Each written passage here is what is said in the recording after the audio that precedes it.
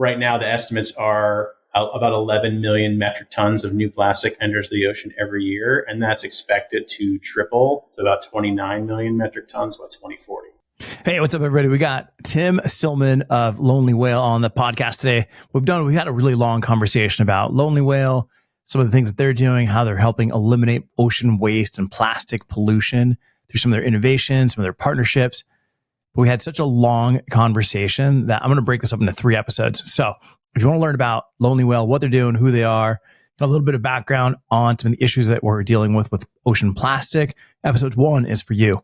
If you want to talk about innovation and campaigns that they're doing and how they're helping promote sustainability with their Tom Ford Prize, all the other things that they're doing as a company, then you got to check out episode number 2. Episode number 3 is everything else, designing for a sustainable future, how you design packaging when you consider plastics, materials, logistics, and helping you as a creative understand some of the questions maybe you should be asking if you're not asking them already, maybe as a brand, what things you should be looking for when you're trying to commit to different target dates. I know all the brands are talking about hitting 2025, which is in just a few months. None of them are going to hit it. So the question that you should ask yourself and how to get there. And if you're a designer, how to work with brands to help them achieve what these goals are and really set some realistic dates. So it's up to you. This is like a choose your own adventure. You can listen to episode 1, 2, 3, or all of them. Regardless of what you do me a favor in the comments. Let me know what you think of this new format where we're kind of breaking it down into specifics to make it a little bit easier for you to consume. Also, if you've got any questions about Lonely Whale, sustainability, plastics, materials, packaging design, leave those in the comments too. Do me a favor. Above all, subscribe to the channel. Let's get to the show. Super stoked today. We've got Tim Silman from Lonely Whale. Tim, how's it going? I'm good. How about yourself? Awesome, man. You're in Virginia, is that right? Yes, I'm in Charlottesville, Virginia, right in the center of Virginia. Yeah. Nice. And then you're program director over at Lonely Whale. Can you tell me a little bit about Lonely Whale, what you guys are doing? So Lonely Whale, our founding and our mission is really around preventing ocean plastic pollution. So we were founded in 2015, co-founded by the actor Adrian Grenier and the producer Lucy Sumner. And, our center has really been around this kind of like approach to leveraging storytelling and modern marketing techniques and sort of radical collaboration with brands and other partners to really change the trajectory of ocean plastic pollution. So right now, the estimates are about 11 million metric tons of new plastic enters the ocean every year, and that's expected to triple to about 29 million metric tons by 2040. So that's like, just for a sense of scale, that's like 2,800 Eiffel Towers worth of plastic every year. So it's a humongous problem. I mean, people may be familiar with like the Pacific Garbage Patch, like the gyres, these swirling oceans of plastics floating on the surface in different areas of the ocean, and the impact on marine life and now emerging more on like human health and climate is really starting to sort of put a fine point on the urgency of trying to solve that issue. And that's been our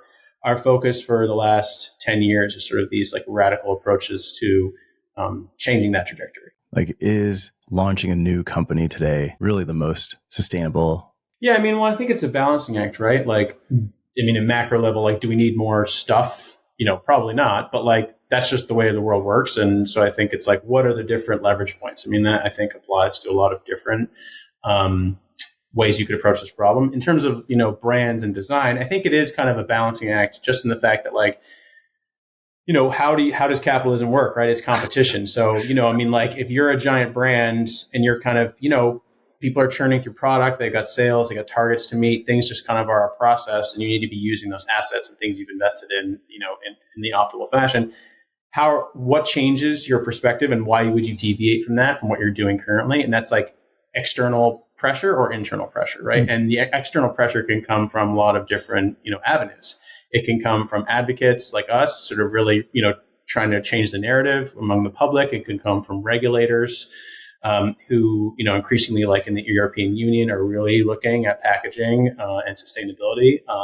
Or it could come from competitors, right? I think that more and more, people express a preference for more sustainable brands, more sustainable apparel. I mean, we've seen a number of different brands that have emerged that with more like sustainability in their DNA, rather than it being sort of something added on later. These legacy bigger brands, I think they started in an era when that wasn't a topic of conversation. And so they've had to really think about how their sort of work and product align with various targets and goals.